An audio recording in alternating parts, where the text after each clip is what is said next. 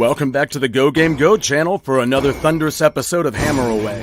Tonight we've a rock and roll hookup with the Great Affairs. Screamer Magazine set of the Great Affairs, the instant hooks and melodies of Cheap Trick with the Americana of Tom Petty and the Heartbreakers. In June of 2018, Kibble Records released The Great Affairs 10-2. That record found the band pursuing a more muscular, guitar-heavy sound.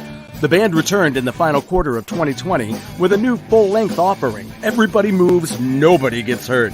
The latest self-released album runs the gamut, possibly covering more ground sonically and stylistically in its 10-song arc than all of their previous releases combined.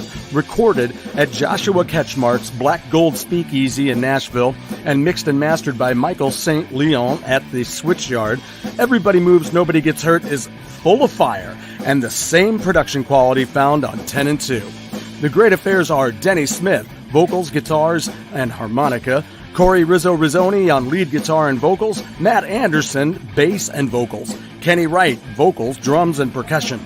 Melanie Henderson of Wildside Music wrote, "This is a band who know exactly who they are and where they come from, and therein lies their greatness." The Great Affairs have shared the stage with Tom Keeper of Cinderella, Loverboy, Cowboy Mouth, The Wild Feathers, Lit, Nelson, Jack Russell's Great White, Firehouse, Trickster, Bullet Boys, Enough's Enough, John Corabi, Steven Adler, The Choir Boys, Loudness, Mike Tramp, Eric Martin, Walter Egan, Head East, Every Mother's Nightmare, LA Guns, Lillian Axe, and Alien Ain't Farm, and many others, including the one and only Corey Feldman. Perhaps that's a story for another time, or possibly here tonight. Without further delay, let's say hello to frontman and guitarist Denny Smith and drummer-vocalist Kenny Wright, and maybe get the answer. It's time to hammer away.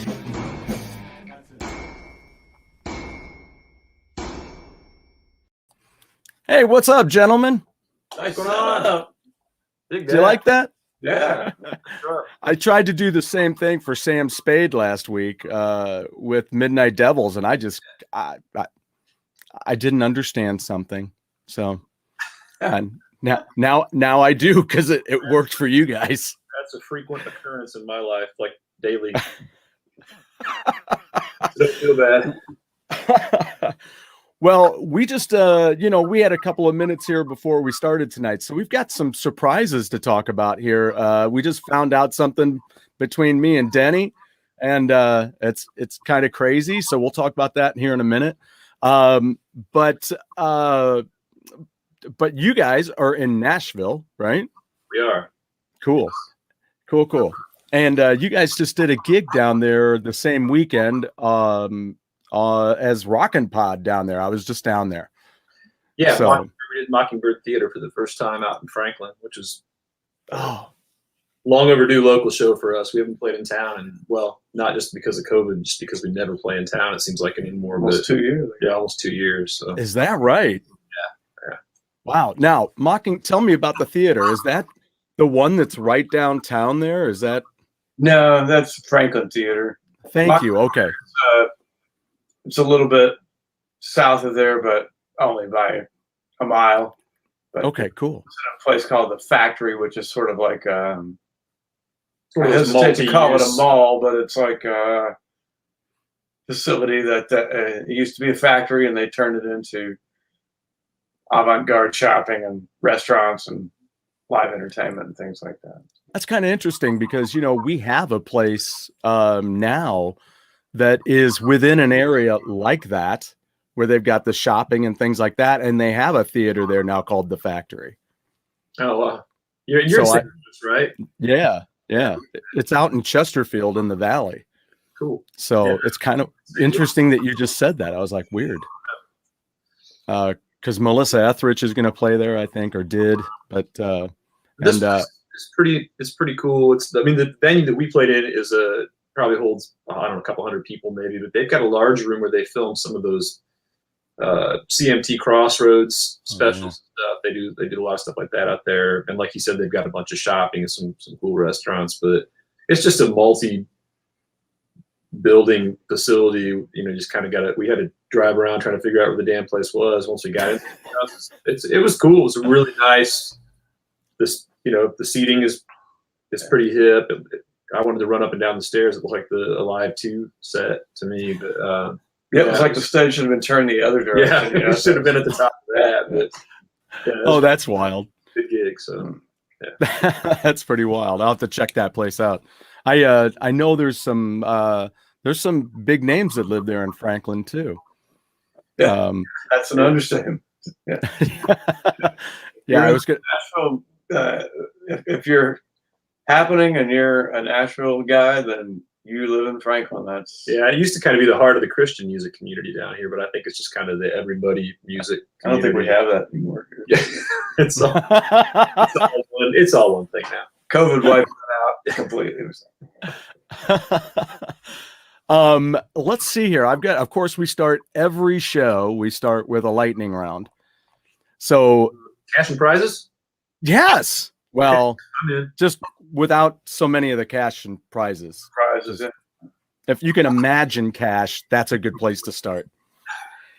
So respectively for both of you, since it's an honor to have both of you here tonight. What is your biggest pet peeve, respectively? What would be that? I don't mind. Can I go first? In general? Yeah, go ahead. I mean, I got a slew of them, but I'm a complainer by nature.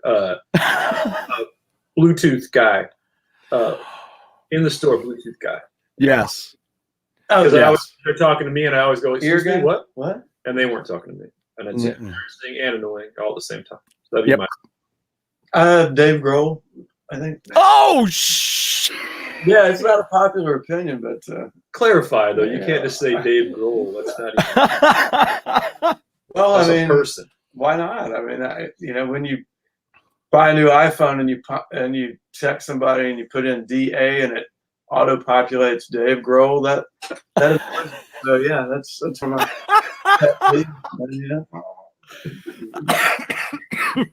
But we could do another whole episode on that. Yeah, definitely could. Yeah. Several. Yeah, let's come back and do that. Let's have you guys back. Around to that later, and I'll see if I can get Dave Grohl on the show. Oh, that would be great. That's the summit that needs to happen. the summit, the drummer summit. Oh, I had no idea you were going to say that. That's great. So, me either, really. It just came to me. So, what was your first concert that you ever went to? Mine was John Denver, 1974 in Murfreesboro, and it was amazing. And I never looked back. I went to concerts every opportunity that I could until I didn't want to go to concerts anymore because I can't stand going to shows anymore. I'm just not a live music fan like I used to be. But that was my first one. So October 74, for my birthday, my dad took me to Murphy Center to see John Denver, and it was awesome. Wow, that was I would almost. He hadn't quite hit his peak yet, right? In 74. I mean, you know what I mean? I think he kind of, that was, to me, he had, I mean, maybe not commercially, but he had definitely, that was the pinnacle of his success was. Are you guys setting up a joke? No. No, not at all. He had gotten to the height of his career on his folk country thing, and then it kind of started to go the other way where he started being in movies and jumped the shark a little bit. But that to me, I saw him at the greatest time, and I was and still am a huge fan, and so I feel incredibly fortunate that I got to see him, and certainly now that he's passed away and all that stuff, that to me was a real gift that I got to see him and be in my first real concert. So yeah, it was great, and I have very vivid recollections of it.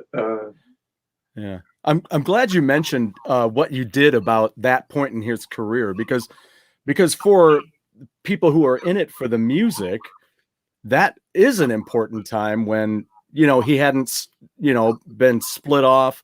We almost think about it like Gene Simmons as well, before he split off and started being side, tracked by movies and, when it was all about the music still at that point. Yeah, so I think things can get diluted with your success comes more opportunities to branch out. And I don't begrudge people for doing that, but right. Also can't, you can't judge fans for not digging it, man. If you right. get to a certain point and then you kind of don't dig it anymore. It's the same with being a Kiss fan, man. Like you were saying, you got to Dynasty. And, I stuck with them and have stuck with them for my entire life, and like I said the other day, I'll fight somebody about Kiss, man, but there was definitely here and then here, and they kind of got to here, but they never got back to here. And they know that, and we all know all that stuff. And so I'm not I'm not trying to be an asshole or anything. It is what it is, man. Everybody has their peak. Yep. And you maintain or you go away or whatever. So, both of those bands, I saw them at their peak, and I'm thrilled about that. I can tell my kids about it and all that kind of stuff. Absolutely, because God only knows how long it is until Denny is off doing a movie career. I mean, trying to split himself between. I do go live on OnlyFans. If you want to give the address out for that, I do some stuff on there. It's pretty cinematic in its scope. See, there you go. So it's not for everybody. Apparently nobody. I don't have any subscribers. Apparently nobody. Just now. So. You can hey, whatever you want. There's our little chat area right over here. In fact, look at this, already came in. And there he is, Mr. Flores himself. That's what he opts to kick off with. That's it. My eyesight's terrible, so I can't read that. But I did something about Ohio on there. Yeah, Dave Grohl, the pride of Girard, Ohio. I don't even know where Girard, Ohio is, and I thought every nook that you could have in Ohio, man.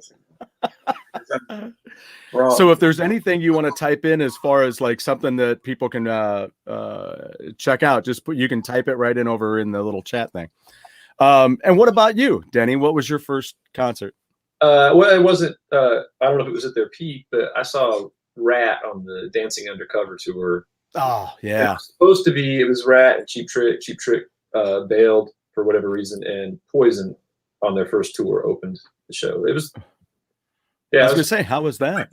Was opening for Rat. Yeah, they were. And I think that was right. Maybe around the time Lap and Luxury came out or something, and they dropped off and went and did their own thing. But it was life-changing, man. I'd never been to anything bigger than seeing my uncle's cover band play the local steakhouse. So, seeing it as the first time you see an arena show, it's overwhelming. Your ears, everything. And I was doing a podcast a couple weeks ago about concert stories, and I regard to my ears, which are significantly shot at this point. But that night, I don't think I realized how much volume I'd been hit with, because I'd gone to the Poison autograph session and got my LP signed.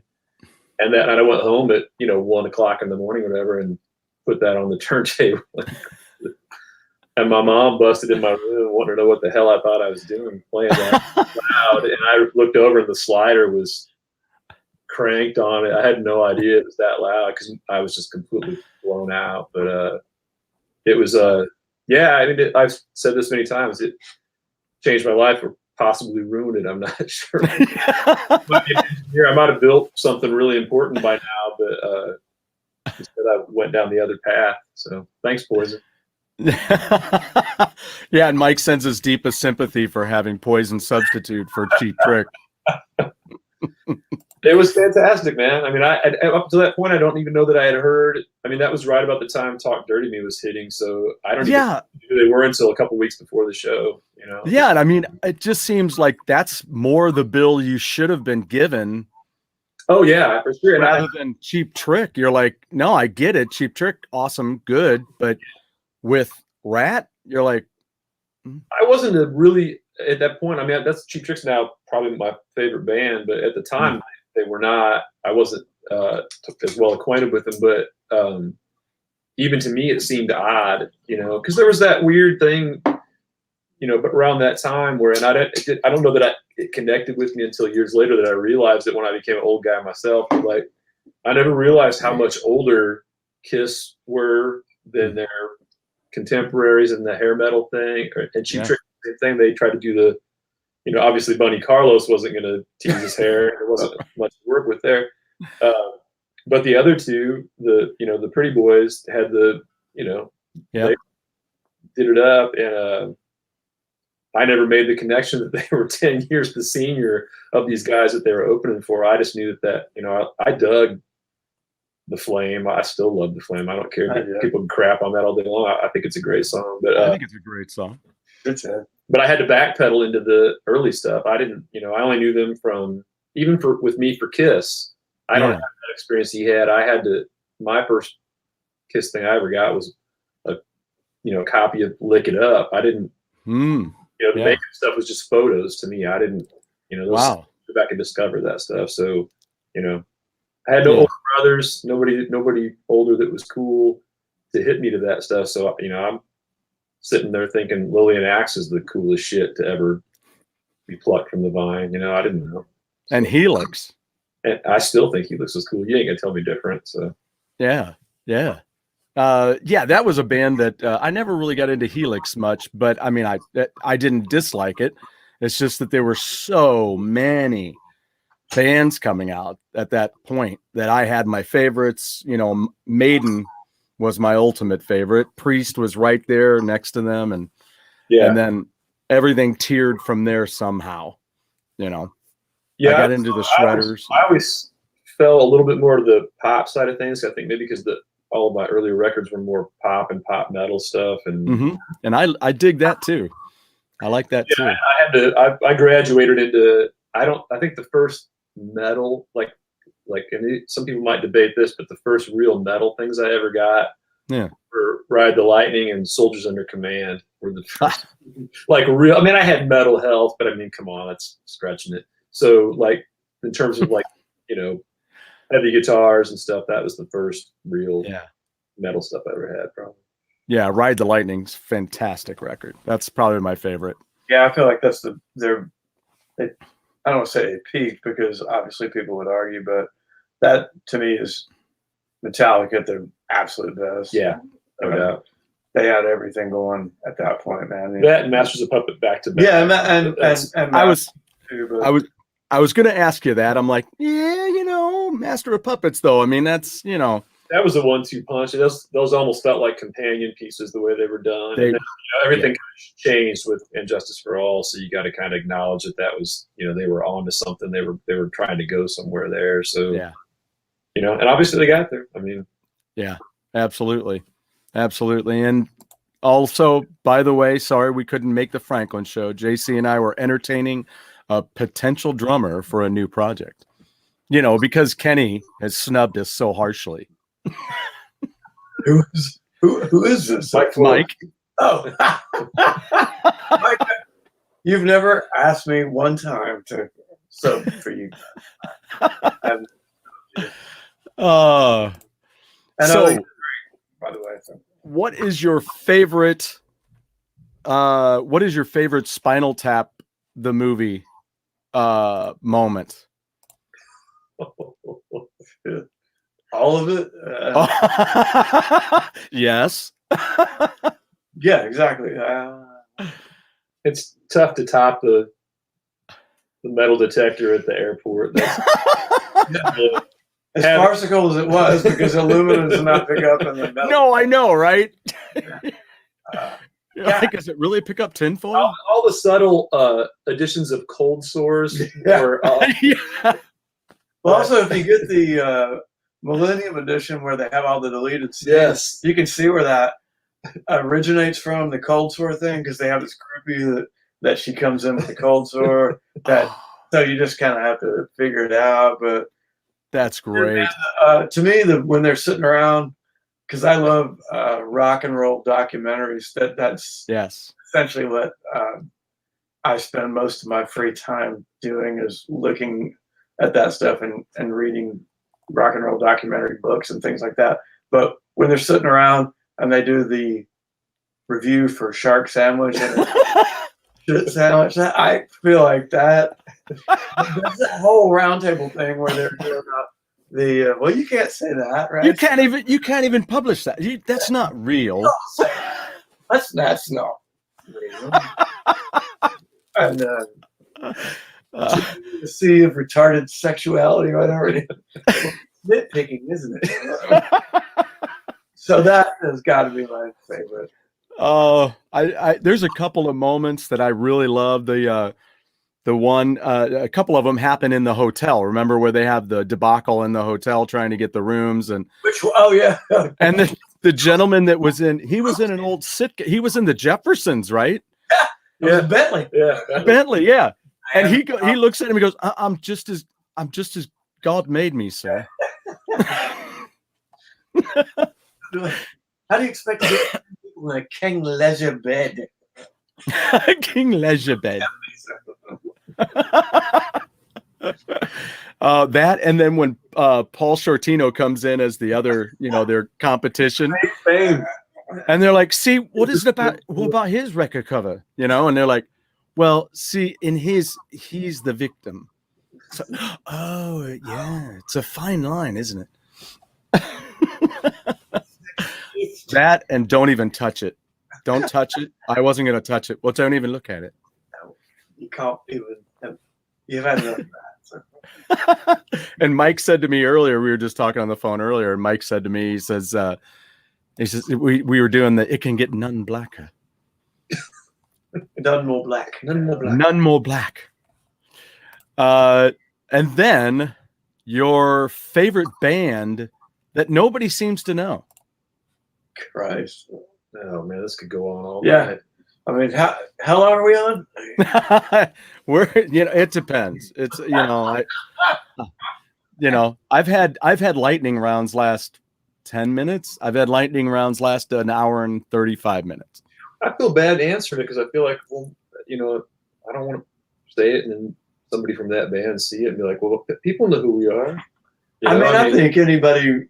Well, like then kind of go to like. I love Enough's Enough. Enough's Enough is in my. There you go. Favorite bands, but to me they're not nobody because they were hometown guys and I would go see them all the time. But right, I'm going to say these two bands because it always sparks a fucking massive, almost fist fight between Denny and I, man. New England and Kick Axe. Oh. Those are like. Well, I mean, I get a pretty broad palette, but both. Yeah. I saw New England open for Kiss, wow. 79, and I went out immediately and bought the record. And I don't care what he or anybody else says. Those guys are virtuous. I like them. The only downfall to that band is the lyrical content. He was not a great lyricist, John Fannin, I mean.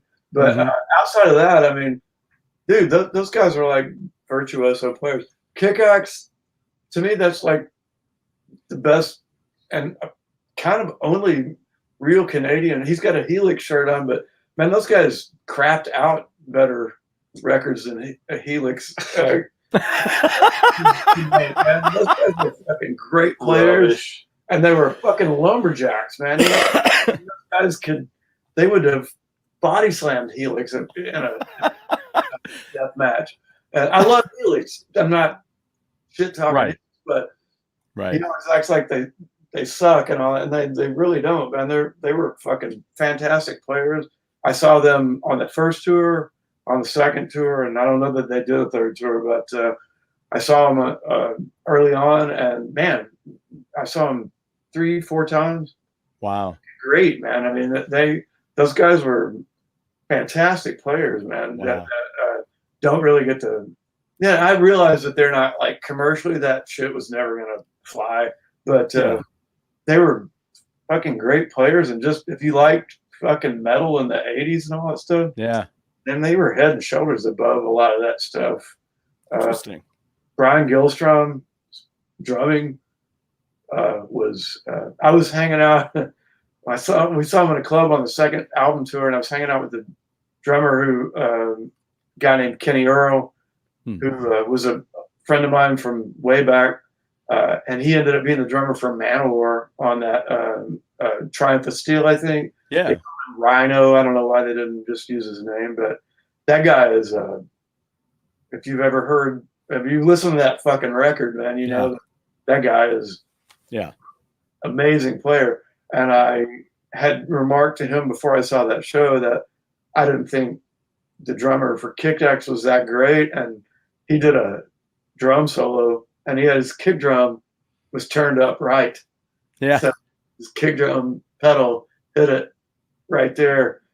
The kick drum was straight up and down. Yeah. Did this phenomenal drum solo. And he nudged me and said, "You think he's a fucking good drummer now, man?" And I always felt like a complete fucking asshole after that for thinking that guy wasn't a great, because I'd already seen him a couple times. But anyway, those bands, man, I saw them do what they do. I love those records. And so I think those are two bands that time is forgotten, really. Yeah. Now, Scott Moore popped in here and said that Denny's favorite is Radioactive Cats. Oh, Lord. Never heard of them before. No, it's I Napoleon. He knows that. You know that. And then Mike chimed in again. Kick Axe rules. New England, big fat pass. Okay, well, that's fun. I like them. I like them. You get me. There's other bands that I think are, that I would. I mean, they only put out like 3 records, right? 4. Yeah. I mean, they're mercifully New England stopped at 1, so that was. No, New England had 4 records. Oh my God, they did 3. Yeah, that's what he's talking about. So. Yeah. But like a couple of bands that I can think of that nobody seems to ever know is one of them is from Ireland. It's Horselips. I don't know if you've ever heard them. The name before, yeah. And British Lions. It's thing. It's the no. It's this is back in '78 when Mott the Hoople broke up, and a bunch of Ian went his way, and Mick Ronson went his way, and then they had the rest of a bunch of these other guys got together and they did British Lions. So I don't think I've ever heard that. I haven't either. Yeah, you need to hear the first record. The second record, not really. I could go all day long about obscure '80s bands that I thought should have had hit. I mean, I loved, and they weren't really '80s; they were '90s band. But I thought Flip from Minneapolis were a great rock and roll band. Bill Aucoin managed them briefly. Wow.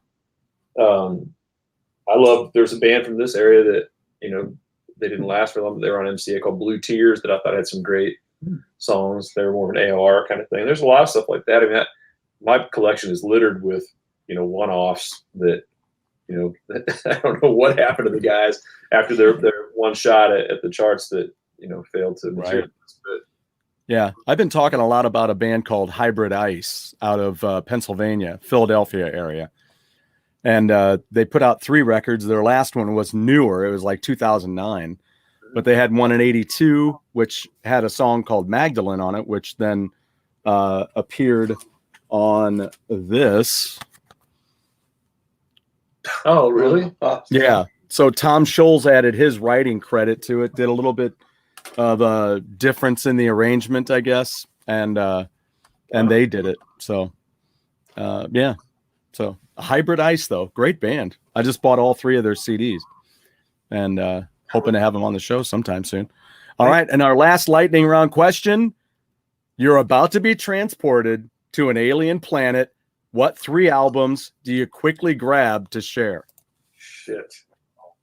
I mean, assuming they've got turntables there. So you might have to grab your turntable too. Can you just do the phone? Yeah. Yeah, right. You're not gonna have a turntable. I would do Rock and Roll Over. Kiss. Nice. Rock and Roll Over. Nice call. Strength. And I don't know, it's a toss up between Rubber Soul or Revolver. I don't know which one. I don't know, man. Those should be a double record. See if you can just like snag them together, right? They're right next to each other anyway. Yeah, so. if I could, you know. Shit, man. I mean, you always seem like an asshole when you answer these questions, because if you leave anybody out, then.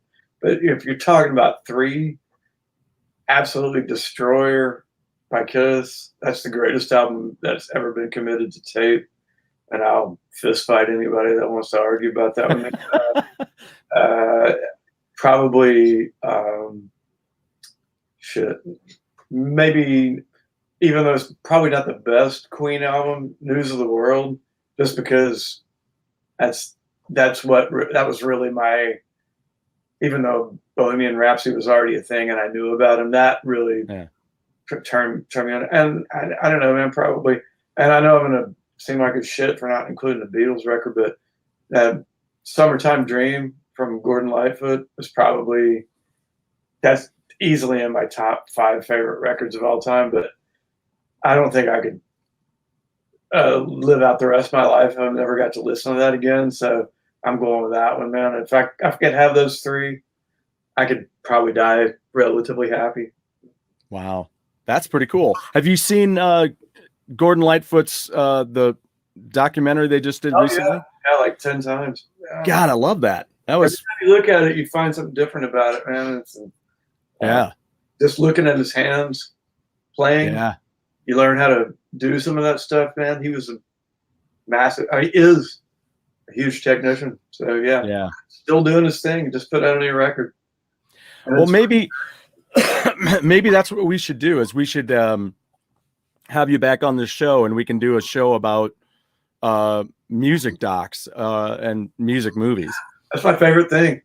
Yeah, because I love them too. I love them too. That's for sure.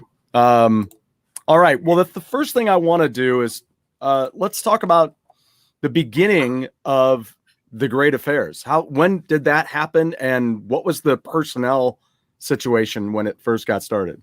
Okay, so I brought some visual aids for this because I felt like awesome. I was going to lose my way if I didn't. So how it started was, that's the first record. I never do this thing right. So there's the. And then if you want to angle it toward the bottom, yeah, that's perfect. There you go. All right. So that's where that is in 2009, 10. But it came out of it. We had this band, Patrick and I, and Billy Baker, and Henry Go had this band called Former. Yes.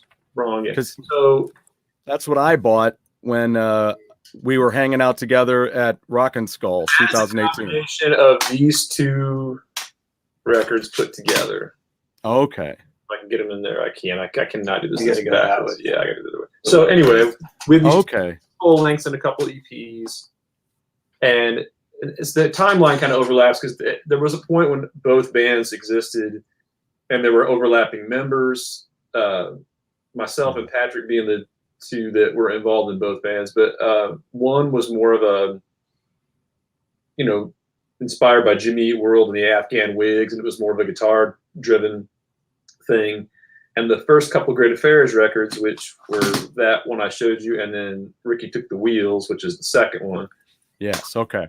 Those were more of an Americana kind of. It was my way of getting out of the heavy guitar thing and trying to save my ears, and maybe I thought maybe I could age a little more gracefully with an acoustic guitar on than I could with the Flying V. Several years later, I come to find out that it's not the case. It's just not going to happen that way. But and then that I'm trying to keep in my own head. I can't keep the timeline straight, but we had those 2 records, and then another EP that came out called Happy Ender. And let me see if this might help at all. Does that help at all? You can see them. They're kind of, that's semi-chronological. There was some little offshoots stuck in. Yeah, you got most of them on there. So Happy Ender and the second Former record came out almost simultaneously. And it came to a point where some of the guys in Former didn't want to do any of the road work anymore. And Kenny came in as a sub. And we kind of merged material from both bands together. He brought some songs in once it was, became obvious that he was going to stick around as more than just a hired gun kind of guy. Yeah.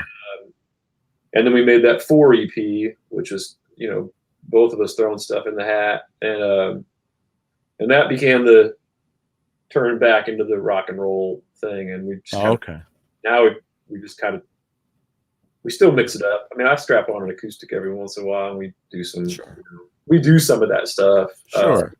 I mean, it brings dynamic, Yeah, and it's really handy, and it's really like truly saved our ass on certain gigs we can get. There's gigs that we can get that we wouldn't necessarily, a lot of people might not think we're qualified for, but because we have this wide, kind of material, we can, we're not just one thing. It enables us to we can weave in and out of the lanes and do whatever we need to do kind of thing. But I think it's some of our best material too that we don't always perform, because that adds a whole thing to it when you got to drag out the acoustic and all that stuff. But it's what drew me to joining the band to start with. When Denny sent me the initial stuff, it's like, man, can you sub this? And here's the songs, and he sent it to me, and I instantly wanted to do it because I thought it's great, and it seemed like all the best things that I love about music were contained right in this, these songs, and a lot of it were those acoustic things, man. And so whenever we get the opportunity to bring the acoustic out, I think it benefits us, our show and all that stuff. Sometimes we forego it because it's easier. But yeah, I mean, it's not an either or thing. We're even on those early records, we were still flirting with the rock and roll. We tried to get the two to work together. It just didn't really. Our original drummer was more of a, Mick Fleetwoody kind of vibey guy, and he wasn't really a hard hitter. Great, amazing player and super creative, but not. Right. And then Kenny came in and he was hitting them, and it was like, okay, so now we got this guy that sings his ass off, right, and really lays into the kit, and so it was like, well, we've got to make use of that. And by that point, I had kind of gotten a lot of that strummy shit out of my system, and I still write those songs, I do them all the time, but I had come to realize how much I missed the electric guitar and playing, plugging into a Marshall. So it got to be a thing where it just made sense to kind of go back down that path. And like I said, we do it. I mean, we do a lot of long night gigs where we play for 2.5 hours, so yeah, it's nice to have those songs in there to kind of break things up, and we're not just beating people over the head with a bunch of riffs, but right. Now it's kind of a marriage of the two. And I think, as we progressed along through that, and the lineup changes, Matt was in the band at the beginning. The band split up. Matt went off, did another thing. So when we reconvened, Henry was in the band. Henry Go, our other bass player, was in the band for several years. And then he had to step down because of some other commitments, and Matt came back. And then Patrick left last year, and Corey joined, which is a whole other shot in the arm thing as far as his playing goes. And I think now we're kind of we were just before this interview, we're discussing, the fact that we need to sit down and start hashing out material for another one. And I think it's going to be a whole different thing. The guitars are here to stay for sure. We're certainly not going to wither in the production side of things. We're going to go bigger, if anything, on this, because we have the crew to do it. So, right. But it was a gradual thing, man. I was trying to get away. I was trying really hard to get away from that and just make it something we could go in and cut live on the floor with 4 guys. and then it's just a matter of mixing it, slap some vocals on it and mix it. And now we've gotten back to this thing where we've got shit all over the place, and bells and whistles and synthesizers, and it's a different creature, Yeah. It's a lot more like former was, honestly, than it is the original Great Affair. So it's but the Great Affairs was a lot easier to find in a search engine. So we had cooler T-shirts, so we stuck with that. Well, like here's 2018. Here we are at Rock and Skull. Ready. Me and Matt, and there's you and me with your docking shirt on, dude. Yeah, represent. Yeah, some Maiden and docking right there together. You got no Angel shirts with me? I do. I do have an Angel shirt. No, I'm saying, did we not pose for any shirts? Oh yeah. Me have my Angel shirt on. That's what I'm saying. Oh man, yeah. There was a gentleman we just met down there. Greg Mungus. Greg Mangus. Greg Mangus. Yeah. He's a big fan. He's a big Angel fan too. He is. He had his Angel shirt on the whole weekend, I think, when we were down there. By that honest, Matt actually rents that hat from me. Oh, Nice hat. It's gonna get joint custody of that hat. That's classic. That is classic. Yeah, so we hung out there a little bit, and that's when Bob Long said he had to talk to me. as soon as I got to your table, and Bob's like, I gotta talk to you. I'm like, what did I do now, Bob? I used to work for Bob for many years. Oh yeah, we should mention that before I move to the next question. Or I got my start. I have a record store up there in Pekin, Illinois. I've had it for going on 23 years now, but it's a franchise, and I worked for Bob before I opened my own. Wait a minute, what's the name of it? Co-op Records. Yeah, that's my shop. We must have seen each other there. Probably. Because, I think. Well, I mean, I haven't lived there. Keep in mind, I've lived in Nashville now for going on 18 years. So that's okay. I mean, I've been in St. Louis for over 30 years now, but. Yeah, I used to own the one in Bloomington Normal, and I own the one in Galesburg, Illinois, and the one in Pekin. Pekin's the only one I have now. I sold one and closed the other. But wow. And where is it located in Pekin? It's on Court Street, the main drag, right next. It's behind. There's a McDonald's and a. Okay. I used to be in the Wendy's building right next to McDonald's, but now I'm in the strip mall behind it, where there's a Pekin's first weed dispensary is right next door. Oh, okay. So it's pretty easy to find. Well, so evidently we grew up in the same area. My brother lives in Pekin, but. You know what concert that I saw in Pekin, Illinois, at the skating rink in the center of town? Judas Priest. Okay, so you didn't see the Dress to Kill tour then, because that hit there too, I think.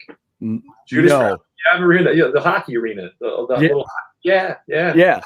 By the park in the middle of town where you have. Yeah. Where I had to drive for my driving test. Yeah. Well, I did mine in Pontiac. Pontiac? Oh, did you? No, where'd we go? We went to the one little town that had the double stop sign. Oh, yeah. Roanoke? Was it Roanoke? Maybe. There's so many little towns around there. I didn't do it in Pekin. I know the Pekin course is harder, so I tried. And there was a band at the time. It was a local band called Slick New Face. They were the opening acts? They opened up. Yeah, I don't. That's before my time for sure. I would have been.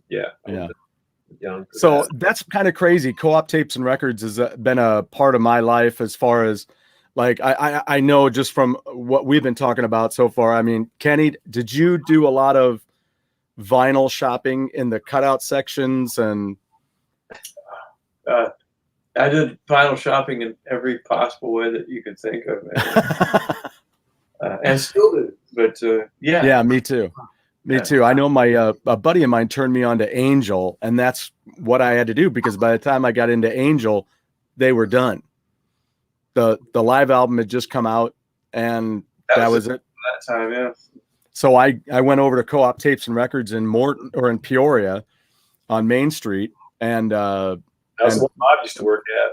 Yeah, when I put that Bob along, I went to several in stores there. I Oh my God. remember buying my Zodiac Mind Warp and the Love Reaction vinyl there used. I was stoked because they had a used copy of it for like $4.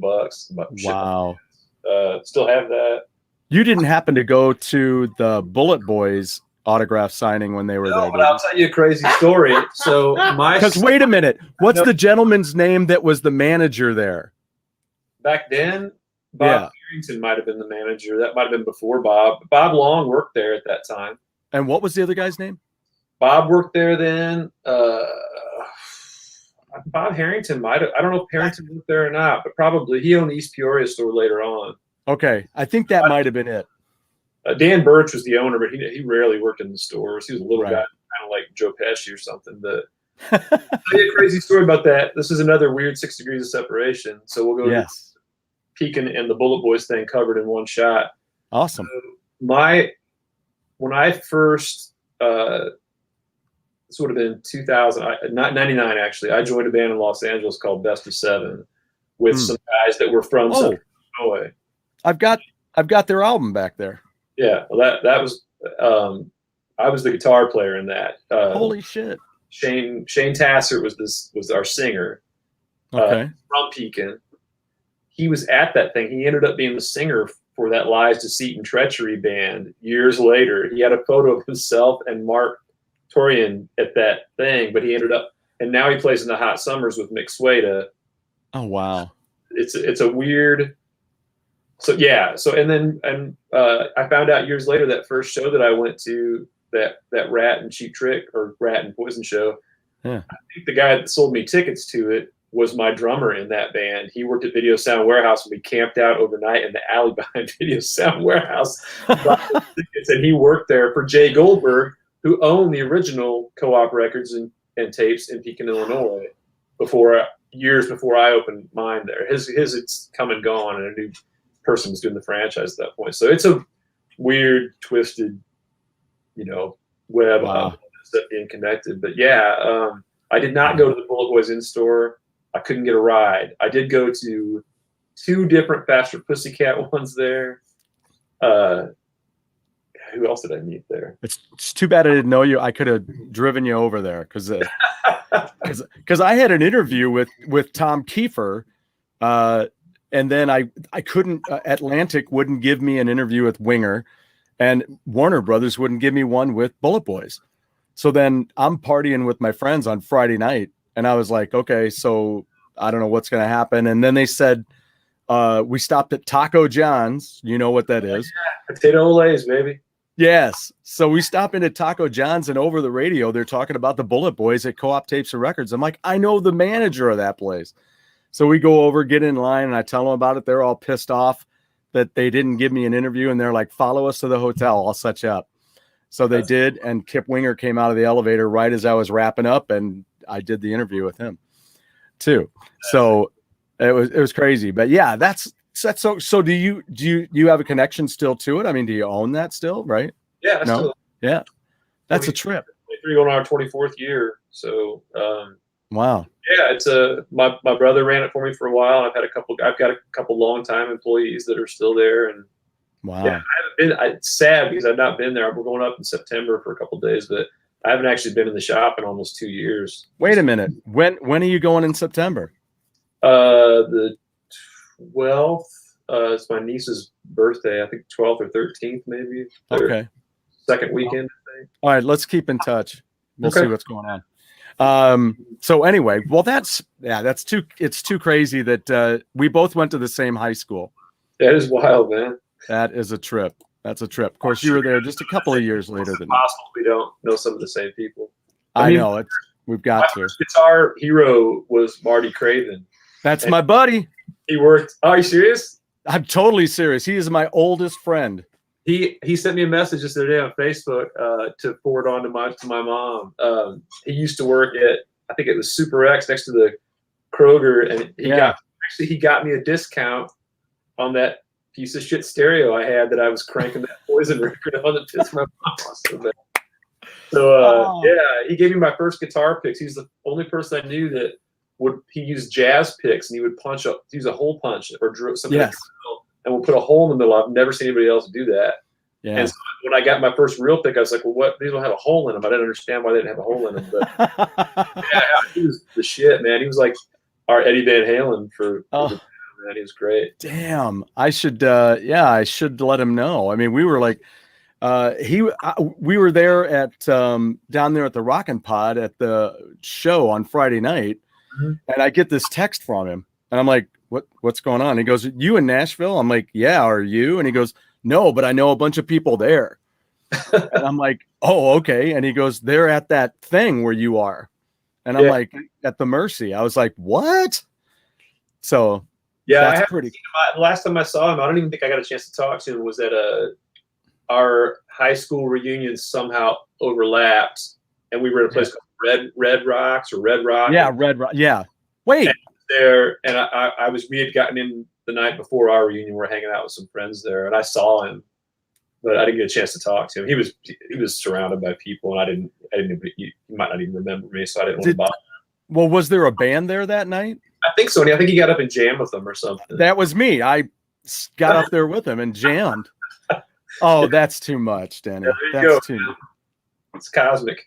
That's too freaking weird. And Mike says, still waiting for the Ace Frehley drumhead shirt. That would be a cool shirt. They'll have one. Probably That's what we have. Not on the shirt though. Oh, we got a. He's talking about the one with the. Oh yeah, with him. Yeah, with the. Well, I do have a shirt with them. Oh yeah, well, that's different. Yeah, I love that. That was cool. That artwork is great.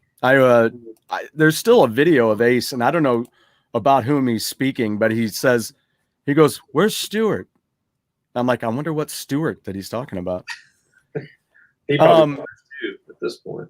So we already talked about the formerly release, and then in 2018 was the release of 10 and 2. So tell me about kind of where you guys were at the time when you're writing and recording 10 and 2. We did that. It wasn't 10 and 2. The title wasn't that. Kibble came up with that. John Kibble came up with that. It was going to be called. We had like 3 or 4 different titles and different artwork for it that we've been kicking around, and we had sent out. That was like our attempt to make a rock and roll over, one ballad and then a bunch of rock songs kind of thing. We were trying to really do a, straight ahead rock and roll record and not kind of have this back and forth tug of war shit we had going on between the acoustic stuff and the rock stuff. So, we really wanted to see if we can get somebody else behind it for a change instead of doing the, DIY thing. Maybe have somebody do some of that for us, so we could just go out and play shows and maybe just try to instead of trying to be an all-in-one operation. And but yeah, so we ended up. I was gonna say, but we ended up floating it around, and we had a couple people, John and one other party that were interested in putting it out, and John won just honestly just on the basis that he was stateside, and I felt more comfortable doing business with somebody that if I had to sue him, I could sue him and not have to travel, across the world to do it. So, which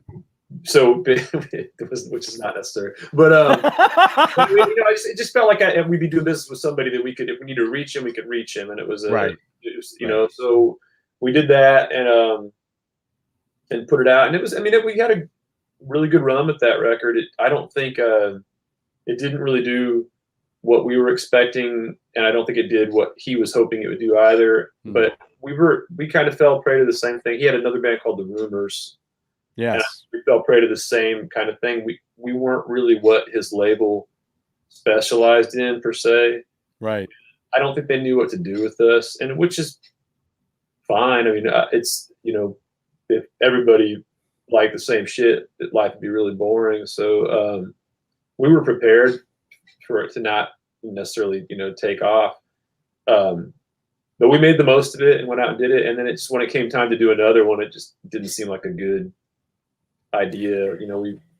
Yeah, I think my biggest question is because I go through this with almost every one of my guests where we talk about the music industry and what I consider we musicians are the industry of music is what I figure that we are now, because everybody's saying that the music industry isn't the same anymore. But you're like, well, was it ever really anything that you really wanted to be a part of? You know, because I definitely, I mean, brushes with that have always, yes, to answer your question. Yeah. I mean, but I came up in that whole time when it was still, a viable option to have a record deal and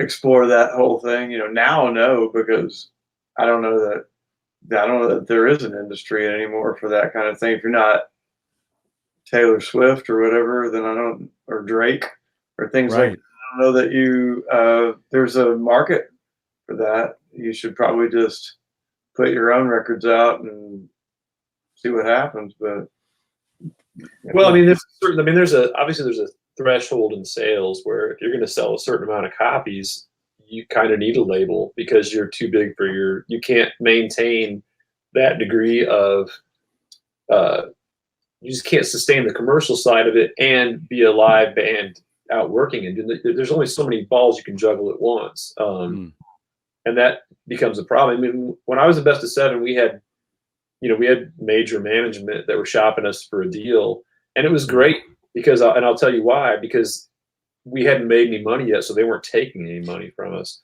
So we never got to see the side of it, but we got offered publishing deals that we turned down because we didn't think it was enough money, and we were going to be bigger than that. And obviously that never materialized because here I am talking to you about my little band that, does everything itself. But, we were told this is how we're going to do this. You guys need to do this. You need to dress like this. You need to stand like this. These are the kind of songs we need you to write. And we did it. We tried to be the good boys and play, and write to order. And we showcased for every major label and every independent label that was close to being a major that you can imagine at that time. And like he's saying, had some brushes with it where it was like, this is probably going to happen. It looked really good. But, in the independent world, that was 1999 through 2003. Things were different, especially in the last 10, 15 years. If you're not going to sell 30, 40,000 records, man, you don't need a label necessarily. Right. The distribution arm of it is great. You can get an equitable deal where you're going to get paid, because you can make, like everybody else says, you can make an album in your bedroom. Well, you can, but you can't make Destroyer in your bedroom. Anybody that tells you that you can is full of shit, because that takes a team and it takes the right room and it takes, you can't, you can make a really nice, slick, homogenized piece of shit that sounds like a lame dick version of Destroyer in your bedroom. But it's not the same thing as going into a real room and getting real drum sounds and getting real guitar tones and having a real producer is a thing too. Find me your bedroom version of Dream Police. Exactly. Yeah. So those records didn't happen in those little bubble environments like that. They happen in real. There were people putting their hands on that and making it what it was. And that's the thing. We've learned to do our stuff on a budget, but we do it real. I mean, we do it. We don't. And if you can deliver stuff at a certain, price point, you can come in under the budget, then there's money to be made back, but you still have to find people to get it out there. And the trick of it is just, even lining up something like this. Yeah. Doing press, getting write-ups on the record, getting the thing to programmers. I mean, if those even exist anymore, I mean, all of those things are super time consuming. And if you get an artist brain, putting on the administrative hat and going out and trying to do all that shit, it's not fun. You've done it. You're a musician. Yeah. It's not fun. It's not, I don't know if the rewards are worth all the effort because it's tough. But it's also satisfying to not have to, sign your right nut away to make $0. That's the thing too. You make a record, you turn it into a label, and they put it out, and you don't see a check, for 5 years. I've had several. He's done it too. We've had independent deals where it's like, are we going to get a check? this year or next year. I mean, I see these things in stores, and somebody's buying them. People talking, people bring them to shows and get you to sign them. So when do we get paid? So I mean, it's a tough environment, period. But below a certain threshold, you should keep it in house. Until it gets too big for you to wrap your arms around, do it yourself. That's what I said. No offense to indie record companies out there, because I mean, none of you fuckers are going to sign us anyway, so suck it. But I mean, I don't want to. But you know what I'm saying? They provide a service, but if you can't provide that service, don't take bands on. If you can't really do anything, stop bending them over the barrel. Right. Right. And I think that's a lot of times what I think when when I think about what is the difference between you doing that and does it help? Let me ask you this. Does it help that you own a couple of record stores that you can put your stuff in there? I mean, it would help if the stuff we did was shit that people in Pekin, Illinois like. But I mean, we sell a few copies, but it doesn't make any. All it helps me understand is how hard it is to. I mean, it helps me know that I can get a distributor to carry our stuff if I really want to push it. Yeah. But no, I mean, honestly, I mean, this isn't like news to anybody, but the physical medium is such a tough thing to generate income on anyway, just because most people aren't really availing themselves of physical copies of albums anymore. They're just streaming everything. And so, it's really, these CDs they're road goods. There's things you take out to offset your losses on the road. I mean, we see more benefit from that. I mean, other than the initial run, when you put a new album out and you do your pre-orders and you blow through your first however many 100 copies, they're just things to prop up your tour and to keep your gas tank full, and to, just like t-shirts and stuff. It's that, banking on, unless you're going to sell thousands upon thousands of them, man, they're just really, I mean, they're loss leaders. They're just the shit to, in a store, because once you sell it to a store at wholesale, I mean, how much of a nut can you really make on it? I do, because it's my store, but shop, it doesn't really do anything in the grand scheme of things. So and I feel like I'm like discouraging people. I'm not trying to discourage people, but it's tough. You're better off with moving a bunch of vinyl, because there's a margin on that, at least. Well, there is now. Judas Priest. I mean, I'm like, is it let me ask you this, being someone who's got the record store, I mean, is it really that much more expensive that we should be, as consumers, paying for all these vinyl? I mean, shit. I went to a record store here not long ago. They have a copy of fricking Peace of Mind by Iron Maiden for $80. You talking about an original pressing? Or something? No, like the new. Yeah, that's like being a comic book fan, man. That's a seller's market thing there going on. That's not. I mean, I will tell you this much, as a independent record store owner, what we make on records is not. It's nothing to get excited about. Our new CDs at my shop in particular. Mm-hmm. New CDs and new vinyl run about neck and neck in terms of how much we sell per month. Okay. But it's not terribly lucrative, because the labels are charging so much what we're paying, because we're not getting stuff in bulk. I'm a little store in a little town, 35,000 right. people. So I'm not getting bulk discount. I'm getting, I have a discount because I have a vendor that I've used for years and years, but I'm not getting a real discount. So that stuff starts to really become you got to have it. And I love having it, man. It makes it feel like a real, if we didn't have records in there, we always had records, even when records weren't cool, just because I like them. So yeah, hell yeah. But that's the thing, you can't, if there's not a, huge profit to be made, they're a risk, because they're non-returnable, which is something a lot of people don't know. I can return CDs for credit. I can't return records. You're just out the money. So it's just like a band investing you say you want to press 500 copies or something, and you got to spend $5,000 to do that. It's like, man, I hope you sell those. That's a lot. I don't know about you, but $5,000 is a lot of money to me. So yeah, it is to me too. It is to me too. Here's Mike's asking a legit question. With the advent of streaming and decline of physical sales, have you thought about just doing singles and videos instead of releasing full albums? Yep. Shall I expound upon that? Sure. Yeah. I mean, you're not,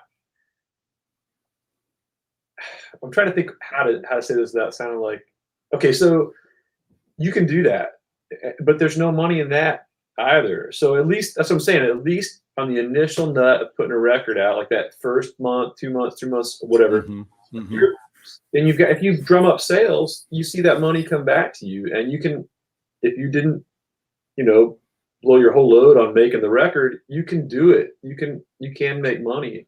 But if you put singles out just for streaming and stuff, man, you've seen the percentages on that stuff. It's laughable. It's like you're never going to see any money back on that. I mean, like he said, if you're Drake or Rihanna or Taylor Swift or something, yeah, then there's, but for guys like us that we're not really a pop band either, so it's not like we're going to have like a crossover smash single or something.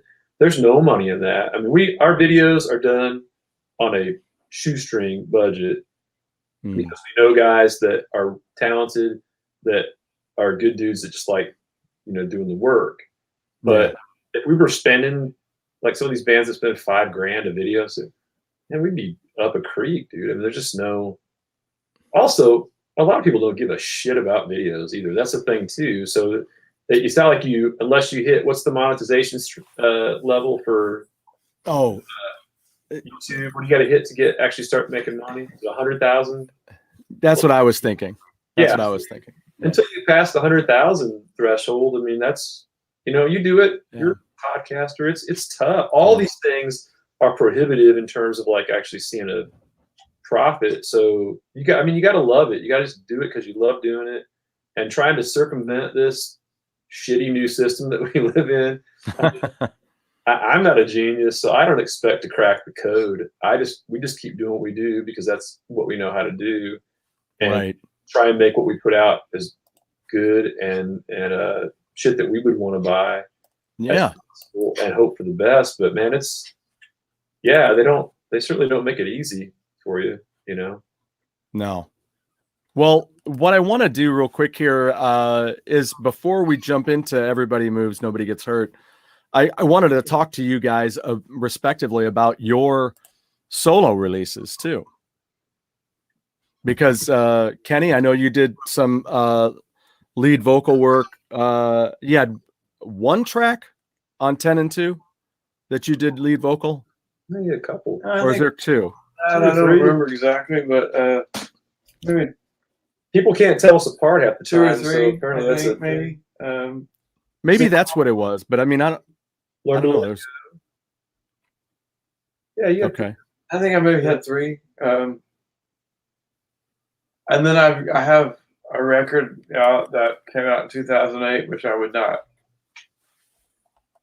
encourage anybody to sort of explore, but I would. It's a thing, and I've been working on a record for quite some time that I just kind of put on the back burner because we try to be current and the great affairs and all that, but then he calls it Chinese democracy because I've been working on it for so long.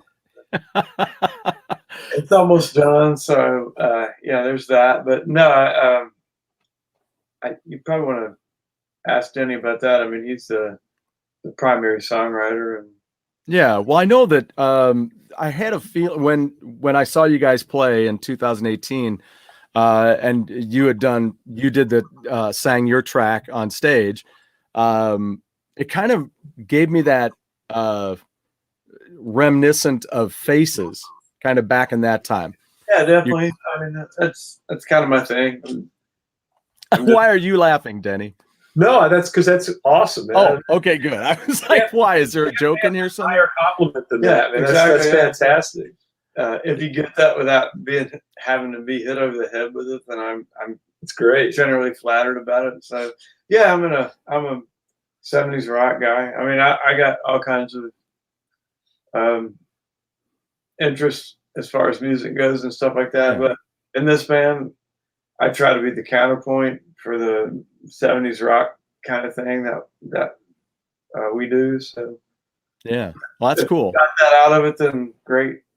Yeah, I certainly did. When I saw you doing that, I love that. I've always loved that, which is what's great about this new band that I'm starting up with my buddy again. I've got a friend of mine. He and I have been performing together for over 20 years now, and it's complementary. It's like you guys, you know.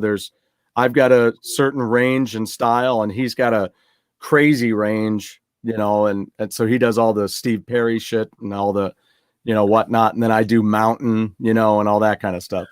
So we play well off of each other. And so it's really neat. I love multiple singers in a band. It's great. So you're Glenn Hughes, let's say? He does Glenn Hughes.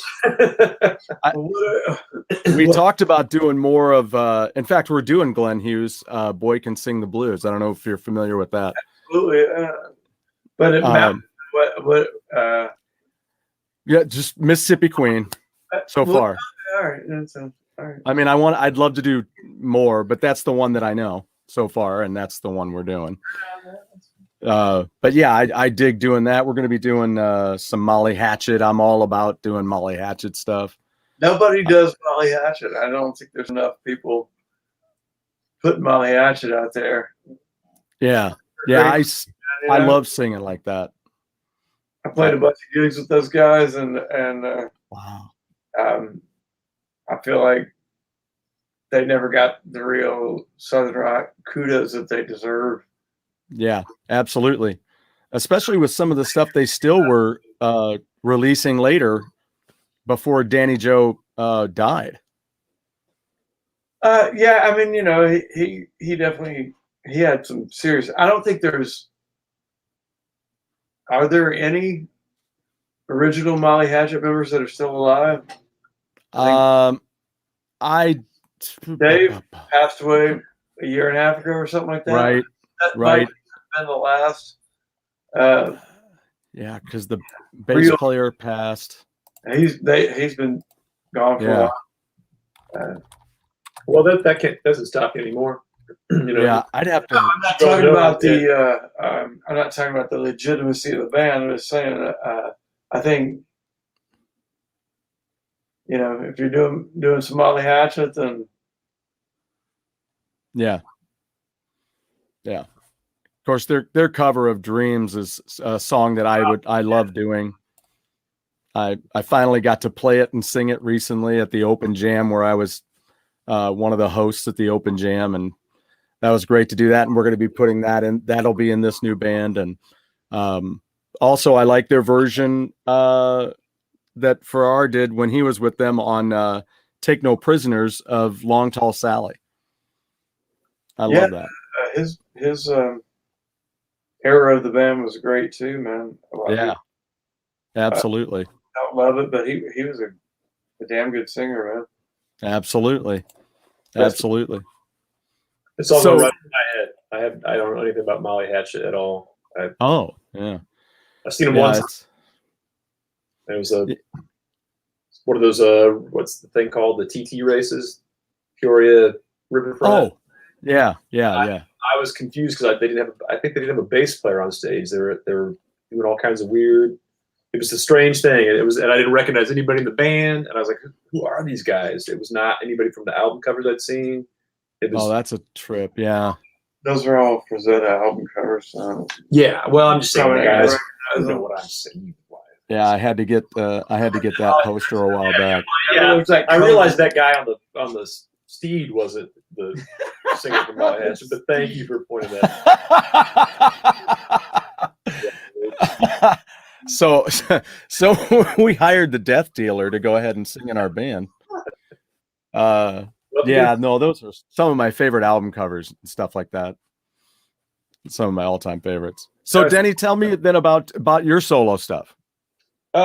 In my mind was just actually Kenny's kind of responsible for it happening. That's why he's walking away, because he's the one held responsible for it. But we had done like I said, man, I've written all that between the former and the Great Affairs. I'd written all that stuff that didn't really fit with what former was doing. And the same thing kind of happened once the Great Affairs ramped up and became a loud electric band again. I started writing all these strummy acoustic songs. Not all of them. I mean, some of it was just more like power pop stuff that didn't really jive with what we did as a band. So, but Kenny kind of encouraged me. These are good songs. You should do something with them. Oh, here comes the dog. Hey. So it was a good excuse for me to play with some people that I really have always wanted to work with in the studio. So I called in some guys, Chris Cheatham and Dave Webb and Michael Webb, played on some stuff. Just kind of an assorted cast that were all kind of like wish list people that I had always wanted to use, but never had the opportunity. And and we knocked the first one out. And I hate doing them because it's always a drag because we stay pretty busy. So there's no way to really go out. I've never been able to put together a live band to go out. We don't play any of those songs live. So I've never been able to put together a band to go out and do the stuff in a live setting. She's not going to go away. So they're great, aren't they? I always wonder if mine will come down. She rarely comes down for the show, but yeah, I could call her down. Hey, Joe, can you? No, you don't. She's right here. Yeah. What's the dog's name? That's Juno. Juno. I got it. Kenny flipped it over. All right. So yeah, I've got a Daphne here in the house. I don't know if she's great, and she probably would have disrupted too much, but that jingling collar thing would have gotten to be an audio issue after a while. But it doesn't bother me. But no, I'm sorry. We did these, and I brought the same guys in for the second one. Although I played, I was trying to do it as cheap as I possibly could. So I played a lot more piano and stuff on this one than I had on the previous ones. Like, honestly, couldn't afford to bring in a piano player. But, come on. There's mine. There we go. There's mine. She's here. Oh yeah, Daphne. Right? Good girl. Christine's upstairs. Call her. By then you're talking about something. I'm like, I don't know what to do right now. I'm not going to do it. So anyway. No, so I mean, it's just kind of done on it's just whenever there's enough songs that piled up that I feel uncomfortable and musically constipated, guys, and we go in and knock them out over a weekend. And I did a lot of this last one at home as much as I could. Kenny was kind enough to come play percussion on it and cranked it out. And then of course, about the time I was finishing that, I found out I had these pileups on my vocal cords, so I barely got the damn thing out. And I wasn't able to really do any shows for it because as soon as I got the COVID thing kicked in, it shut down everything we were doing. I played maybe 2 shows for it, and we were right back into promoting this new one. So they just pop up in our opportune moments when it's really just about, I have a really hard time staring at the piles of songs and thinking, I know we're not going to get to those. And I know he has the same thing because he's got stuff that is more of the vibey kind of stuff that we wouldn't probably do live and not that we wouldn't do it justice, but he brings in great players and they do shit to those songs that we couldn't. We do a thing. We've got a thing that we do, and we can kind of go a little bit this way or a little bit that way. But if it gets too far over to one or the other, we start crapping on it because we're not qualified for it. So it's kind of the same thing. I had stuff that was really elaborate piano stuff that I wanted Michael Webb to play on that we can't afford a guy like that to play live. but I wanted to hear what it sounded like when somebody like that. So, once you track it and then you hear a mix of it, it's like, man, I want to put that out. I want people to, and I don't want to put it under the band name because it's not really a accurate representation of what it is. So, keep our stuff in house. But yeah, I'm looking forward to his thing coming out. I've already heard some of it, and it's cool. I think I could have played more on it probably, but he didn't feel comfortable having me in there because I have a tendency to not play as well as qualified guitar players. But no. Well, that's like Mike. I mean, Mike, he says if I had another guitarist, I'd do some Molly Hatchet. Yeah. I mean, that's the beauty of having the two guitar players, which is why this new band I have has two guitar players. You can have a slouch on that stuff. It's got to be two qualified dudes that can really. Yeah. And Mike is definitely qualified, although he does not. He is like captain. Not that great. Well, Mike's biggest problem is he's got to worry about if he goes too deep into his vibrato that his big old pecs will snap the neck off his A string. And once he learns how to control his rage hormones on that, he'd be fine. But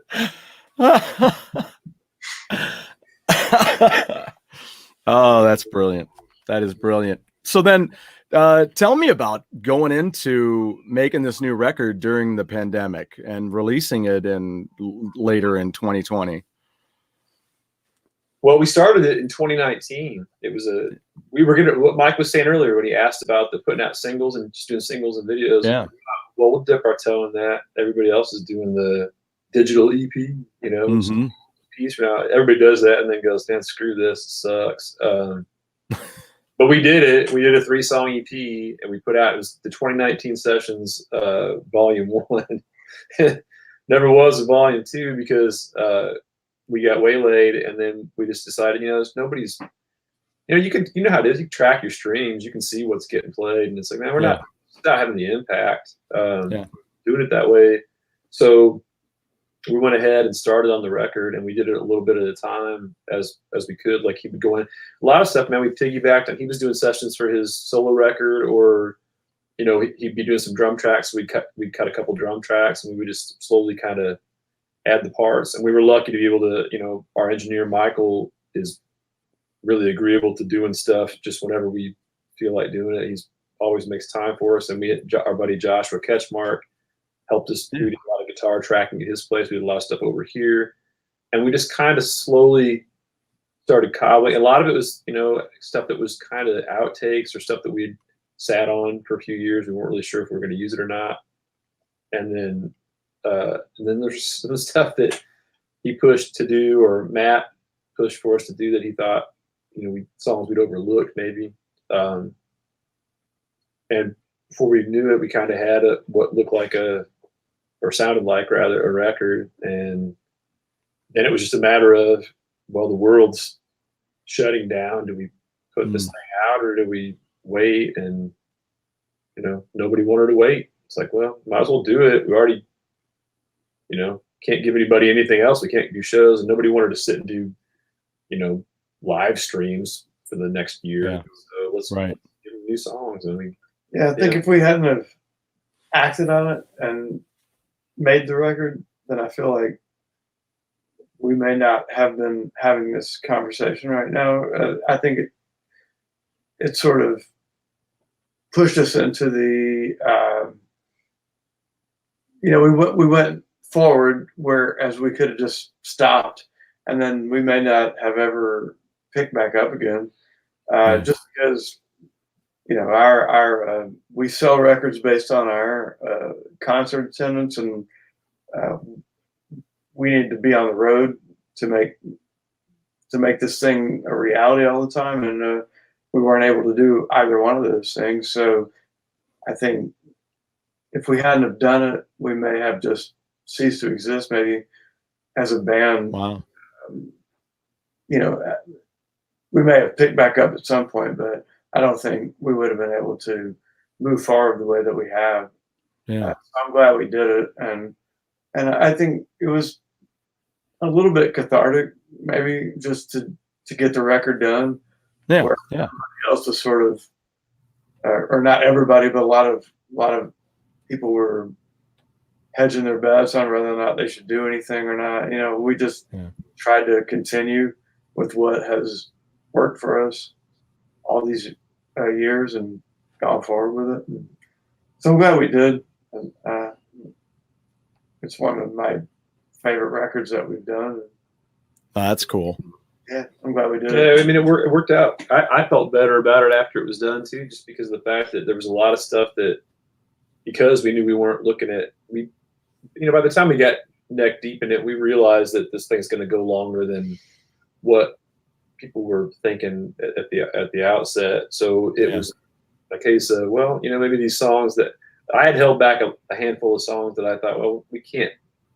We always try. We seldom do, but we always try to make records that we could play if we really wanted to go out and do the, front to back. We're going to play the whole new album front to back. Right. We don't use tracks or anything, any of that kind of. We don't. Those traffics, we don't. Yeah, we don't fluff it with anything. It's just four guys, and if we suck, it's we suck because we suck. It wasn't because our laptop broke down or something. Sometimes we suck. Yeah, and sometimes we do. Everybody's got those days, man.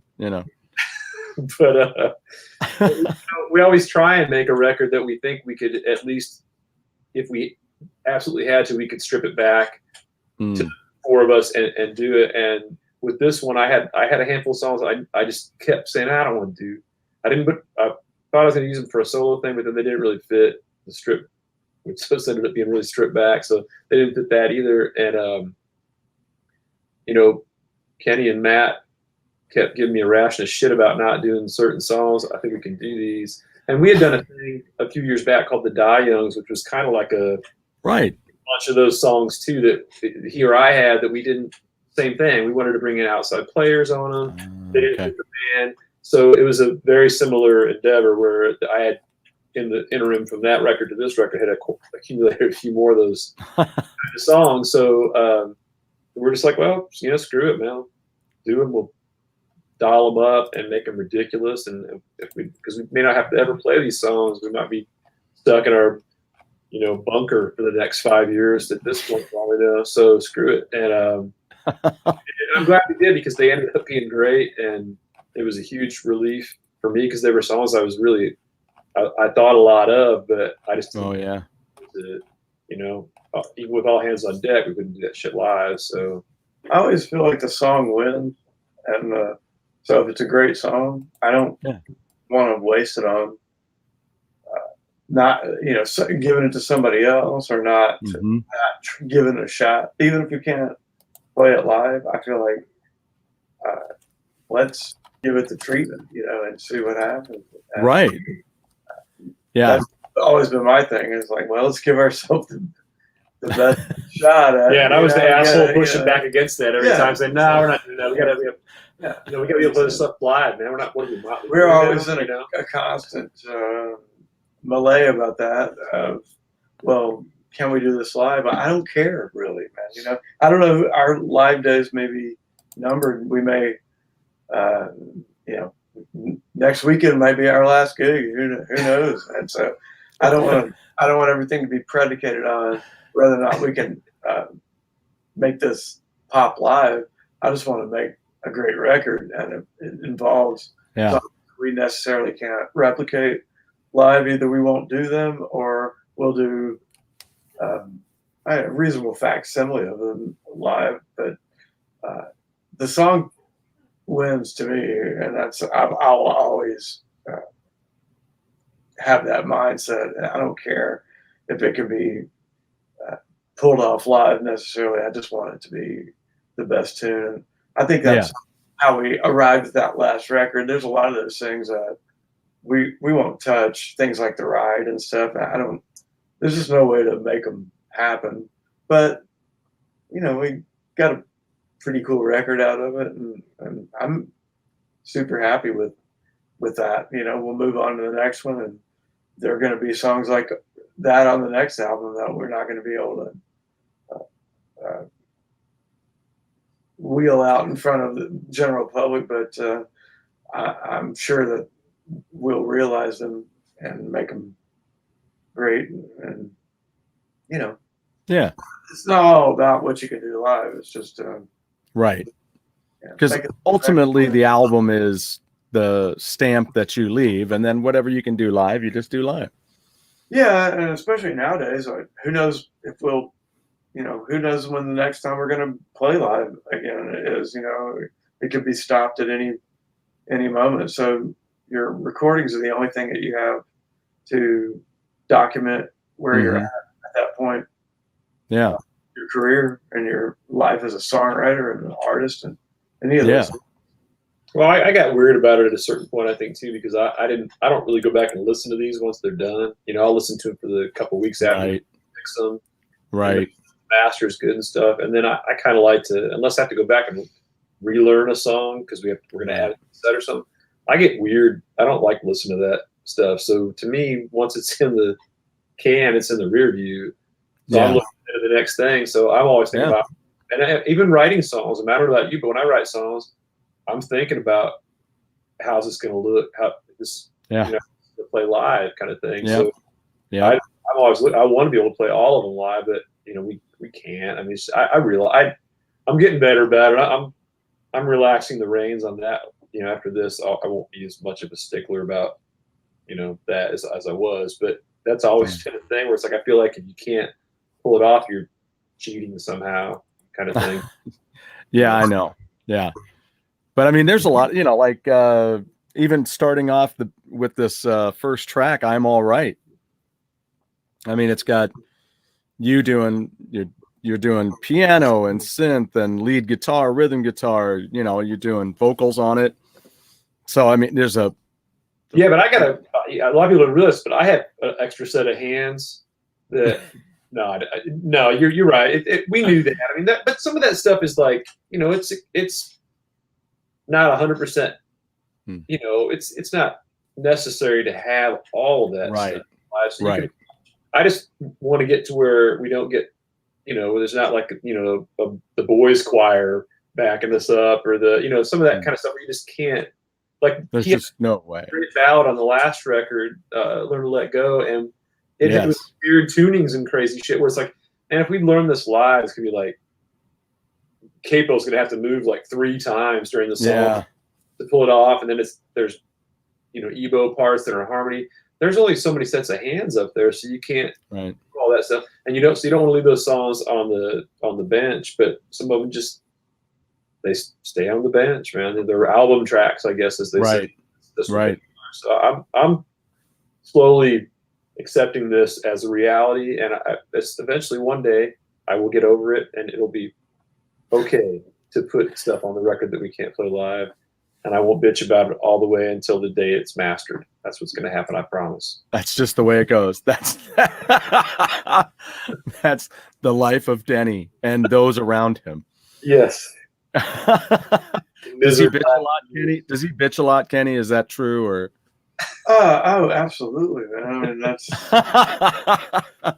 But he knows that about himself. And, he knows that about himself. I would definitely think I might need to contact the authorities or something like that. Here I am in my I'm comfortable here, so yeah. Now, is this a room here that you're in? Is that where you do writing and recording stuff, or is this just a side music room? I do, I do demos up here, and I do some. I write lyrics up here, but I kind of wander through the house, and I'm not one of those disciplined sit down write guys. I strum until something pops out of my head or mouth, and run with it from there. We were just having this discussion earlier about trying to get back into. I thought I had no ideas for this potential next record. So I went back through my phone and I had to make a list on my desktop. I was like, it turns out there are a whole bunch of things, and there's a couple things that are already recorded. So there are some things. I've gotten something about the pandemic has made me really lazy about finishing stuff because we didn't have a deadline. There was no mark to hit. So I'm having to, retrain my brain to do stuff without necessarily like a hardcore mission. Doing it knowing that we're going to eventually get, we're going to have a hiatus coming up here after in 2 weeks. We've got a handful of shows, and we don't have much. I think after Thanksgiving we generally have a hiatus and start to figure out what we're going to do for our next move. And I don't think this year's going to be any different. No, we'll play maybe a couple shows in November, and then we'll have to look at, we had this thing for a while. There was like a record a year. We were like, like when a Kiss in the '70s, they would do 2, which they did 2, yeah. They did it. But we always tried to get something out every year, and then we got to where it was getting spaced out. So we kind of, we put an EP out, like a covers EP or something. We do something. Yeah. So there was always something in the pipeline. And I feel like now we kind of that was a kind of a, house clearing thing with this last record. So we're going to have to start from scratch. Plus he's got his, solo thing coming out. Yeah. So we cleared the decks, and we have to go in and sit down with this new lineup. And so I'm just trying to, I want to make sure I show up with a handful of really good stuff. So I'm not, it looks like I haven't been doing jack shit for the last 2 years. Yeah. We put out a record where half my songs that I brought in were stuff I've been sitting on for 5-6 years. So I don't want to feel like, I don't want to look like I've been, just binging Netflix for the last. So I've been going out of my way to come up with stuff, but I think we'll knuckle down here, the first quarter of the year and start looking at like hardcore. I feel like we got to spend the weekend together the weekend after next. We got to sit down and do 6 days or 5 days or something we got to hang out. Suffer through the stuff. A residency in Sandusky, Ohio for the weekend. So we're going to be hanging out in a hotel a lot. And I feel like it's a good time to hash out what it is we want to do next while we're all stuck there. Yeah. And, nothing better to do than as laborious as that his definition of all that sounds, it's really not that way so much. I mean, Benny is a songwriting machine and can create on command or at will. And just because he hasn't had anything, he hasn't presented anything new lately, it's always there. And I feel like making a new record, I feel like it's a good point to not have anything in the reserves or anything like that to fall back on, because I've been kind of trying to lean on him about, hey, what about this one? What about and he's like, no, that. I never even meant for that. I just, but Corey's in the band now, and I feel like it's a clean slate sort of, and we can start over again and start everybody kind of, all those times we always said we were going to make a record off the floor and stuff. I kind of feel like we got a real opportunity to do that now. So whatever happens going forward, I feel like it'll be a real evaluation of whatever the Great Affairs is now. And I don't even know what that is. So I'm looking forward to being a part of figuring it out. So it's exciting to me to be a part of whatever the songwriting process is going forward. I think if you dig what we've done to this point, you'll like what we're doing going forward, or at least I hope. That's I do. Awesome. Yeah, hard to say. I don't. It is. It'll be weird. We've had the history of the band has been based around a key group of people, and bringing in a new guitar player that's a thing, man. It's we're still figuring that out, but I do know almost instantly that Corey and I play really well together, and I think from a guitar muscle standpoint, man, it's going to be a whole new ball game there, and I'm looking forward to that because there's only so much that you can't take that.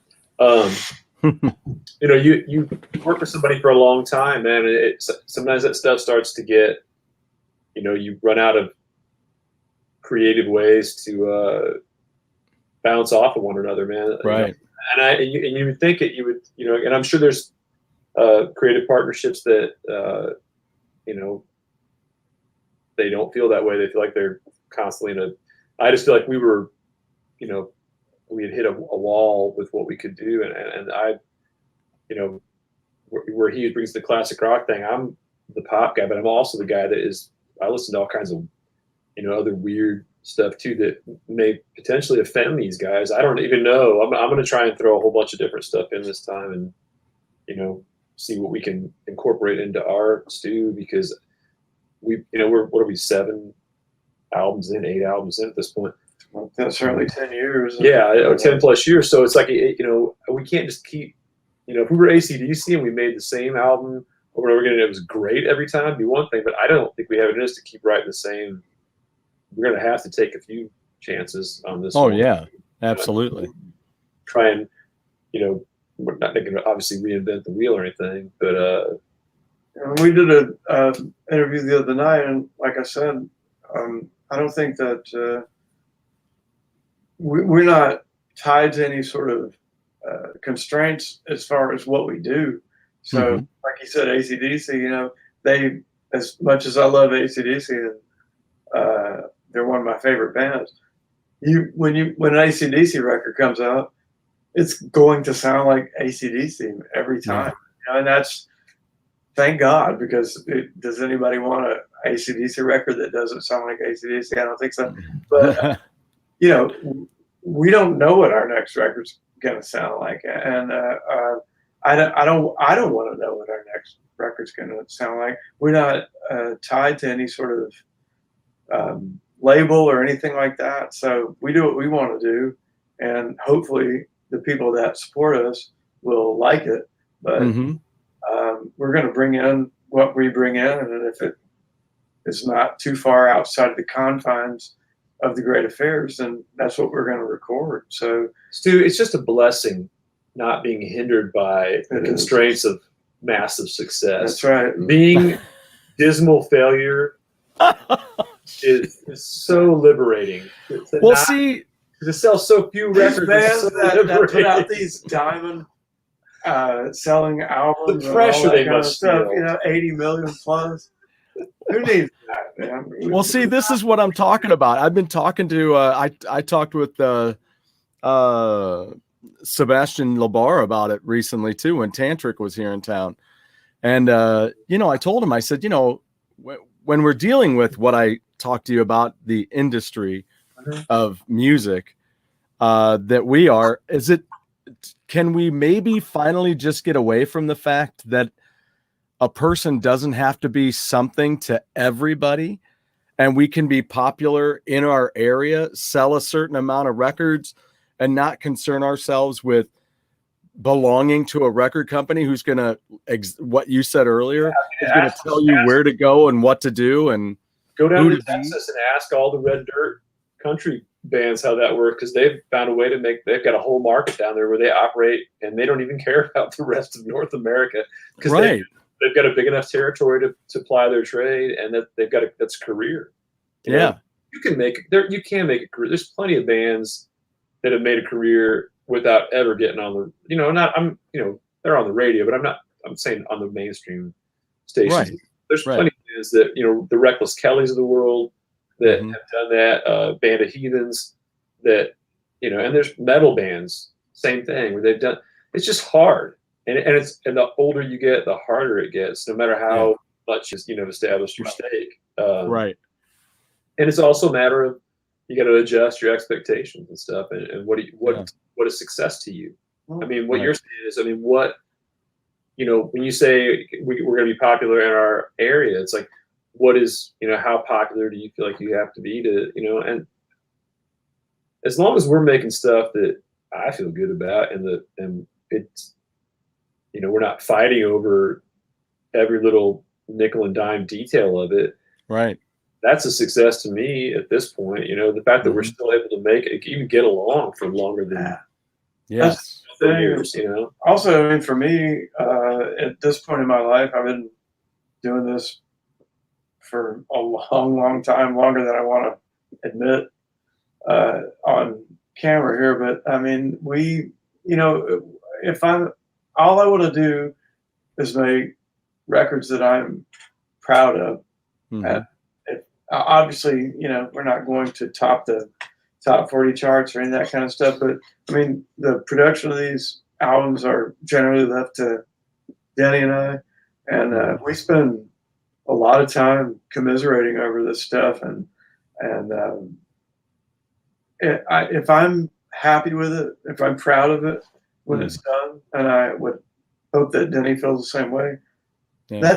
That's a victory to me, man. I don't know that there's anything else that I can hope for at this point in my career. I know I'm not going to have a number one hit song like the Macarena or whatever and all that shit, man. It's not going to be that.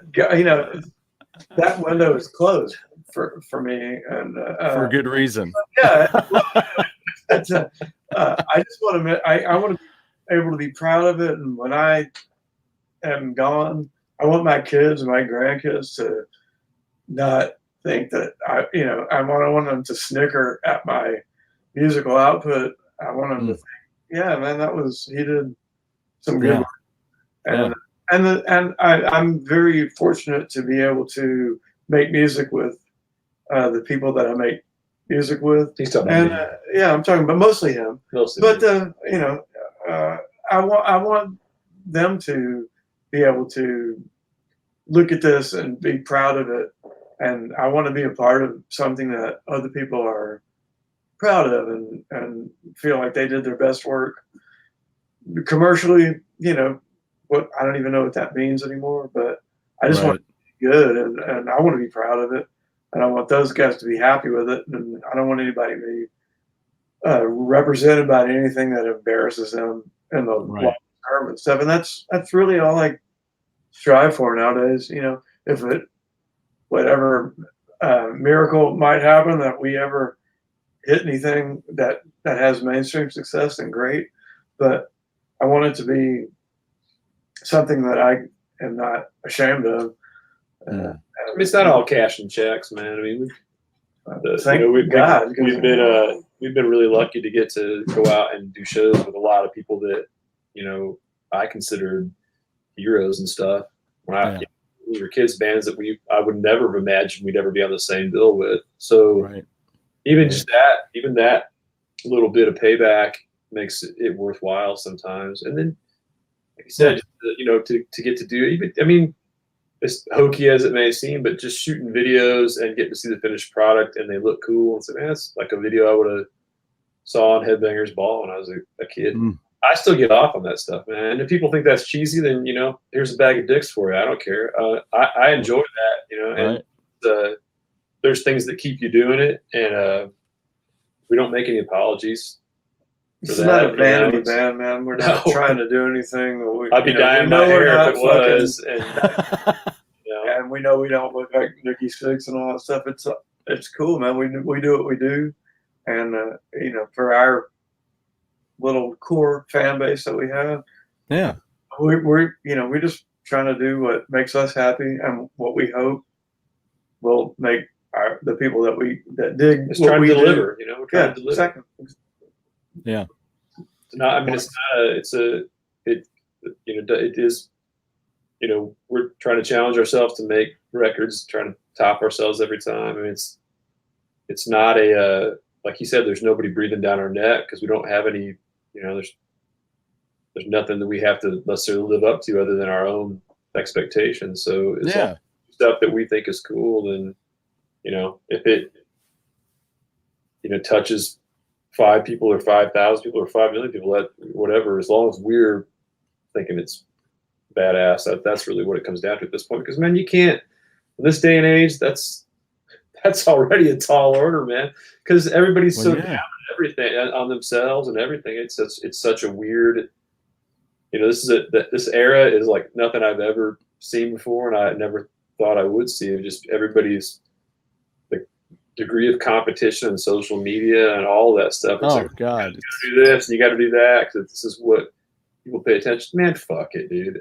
We're gonna plug in and play and try and be great, and I just want to transcend all that stuff, man. We do what we do, and if you dig it, cool. If you don't, Corey said something in an interview the other day we were doing where he just said, I just want to get back to when I was a kid in a garage working up songs where it's just like, this is, it was just about that feeling you had when you were 15 or 16 and you're throwing down those songs for the first time. So that you can hold on to that, man. There is a way to hold on to that. And I don't, if I was destitute and, sucking dick at the bus station or something to pay for my, it'd be a different thing.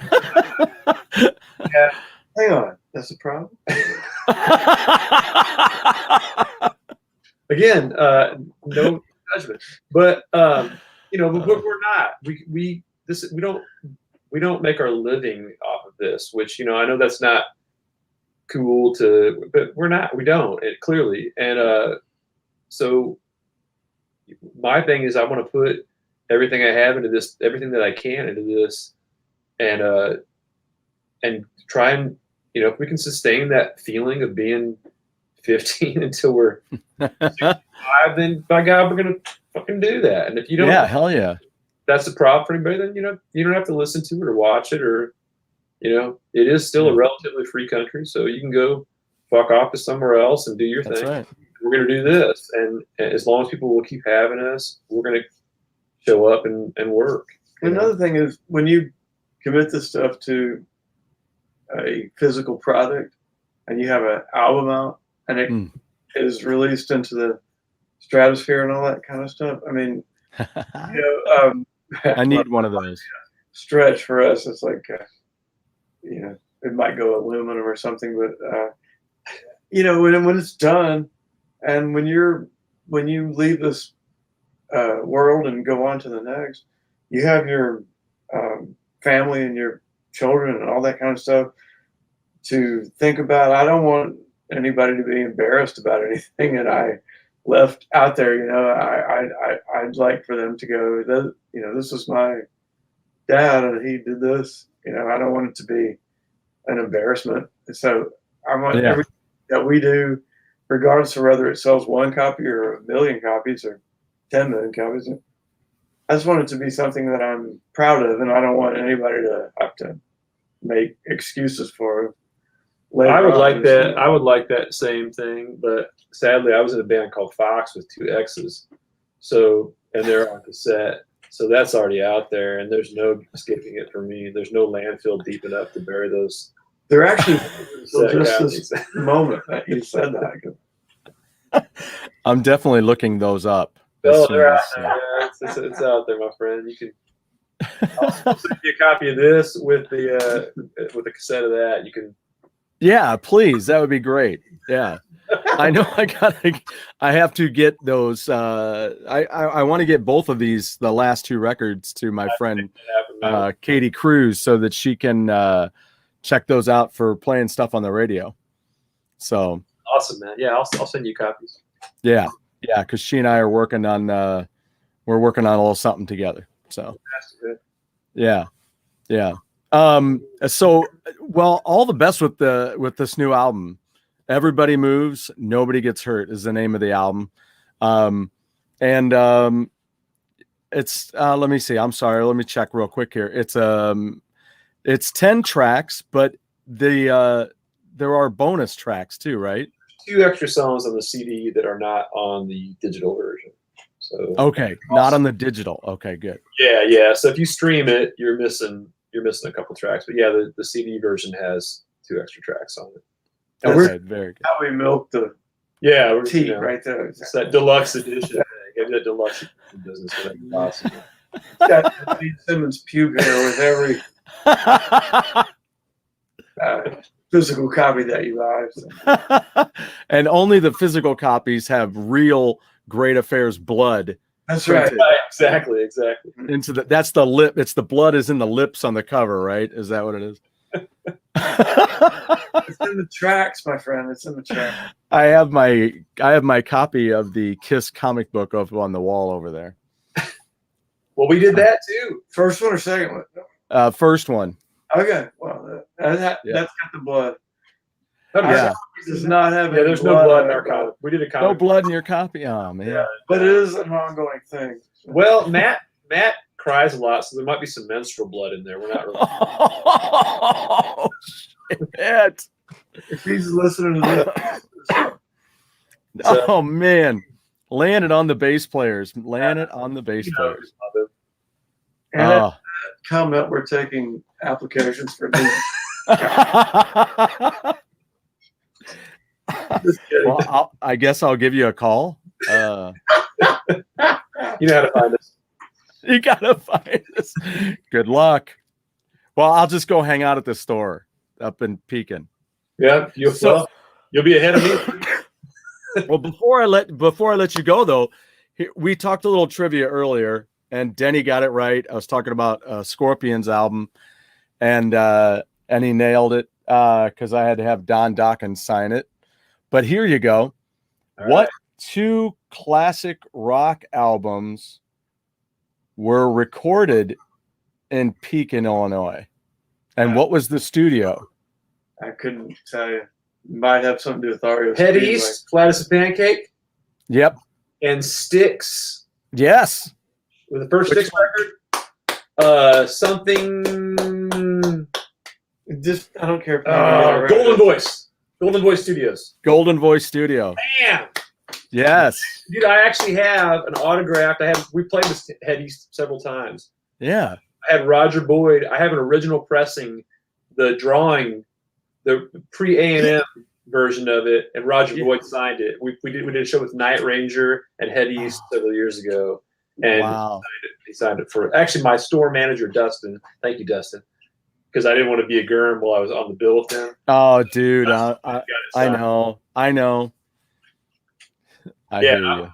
I'm always weird about doing the autograph thing when we're actually on the bill, and it's Good on you, man. That's just fucking. it's a great. Well, record. you know, I love it. if, Jeff Town, baby. well, whenever you come to St. Louis, do you ever come to St. Louis area?